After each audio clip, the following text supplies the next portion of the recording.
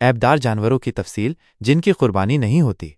ऐसा बीमार जिसकी बीमारी जाहिर हो, यानी जो बीमारी की वजह से चारा न खाए। ऐसा लंगड़ा जो खुद अपने पांव से कुर्बानगाह तक न जा सके, जिसके पैदाइशी कान न हो या एक कान न हो। वहशी यानी जंगली जानवर जैसे नीलगाय, जंगली बकरा। खुंसा जानवर यानी जिसमें नर व मादा दोनों की अलामतें हों। जल्लाला जो सिर्फ गलीज गंदगी खाता हो, जिसका एक पांव काट लिया गया हो। कान, दुम या चकवी एक तिहाई से ज्यादा कटे हुए हों। नाक कटी हुई हो, दांत न हो यानी झड़ गए हों। थन कटे हुए हों या खुश्क हो। इन सब की कुर्बानी नाजायज है। बकरी में एक थन का खुश्क होना और भैंस में 2 का खुश्क होना नाजायज होने के लिए काफी है। बहार शरीयत जिल्द 3 सफ़ा 340-341। सींग और कुर्बानी के नियम। जिसके पैदाइशी सींग न हो उसकी कुर्बानी जायज है। अगर सींग थे मगर टूट गए, अगर जड़ समेत टूटे हैं तो कुर्बानी न होगी, और अगर सिर्फ ऊपर से टूटे हैं और जड़ सलामत है तो हो जाएगी। अल-मगिरी जिल्द 5 सफ़ा 197।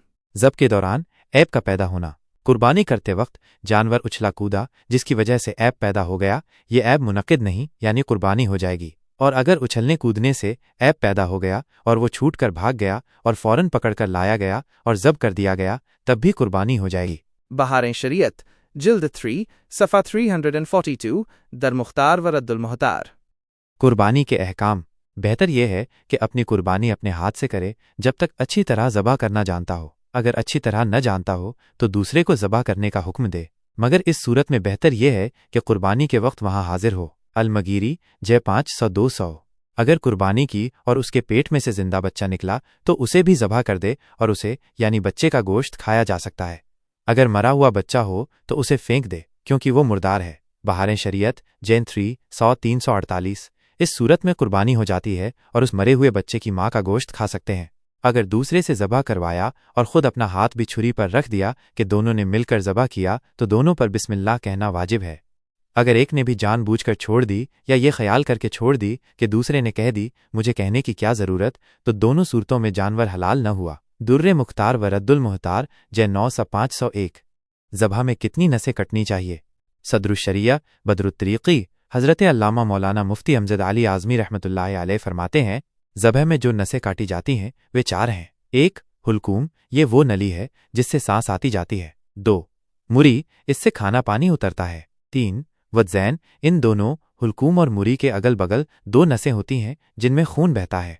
ज़बह के लिए इन 4 नसों में से 3 का कट जाना काफ़ी है, यानी इस सूरत में भी जानवर हलाल हो जाएगा, क्योंकि अक्सर ज़्यादातर के लिए वही हुक्म है जो कुल पूरे के लिए है। अगर चारों में से हर एक का अक्सर हिस्सा कट जाएगा तब भी हलाल हो जाएगा, लेकिन अगर आधी आधी 2 नसें कट गईं और आधी बाकी हैं तो हलाल नहीं होगा। बहार शरीयत जिल्द 300-312-313।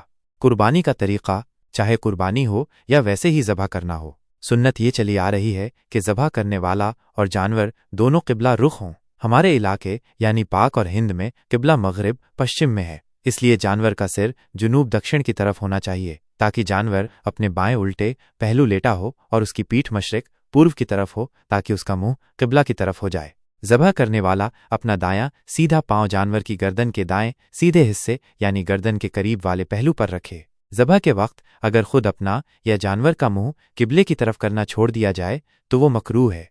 फतावा रजविया जिल्द 20 स 201।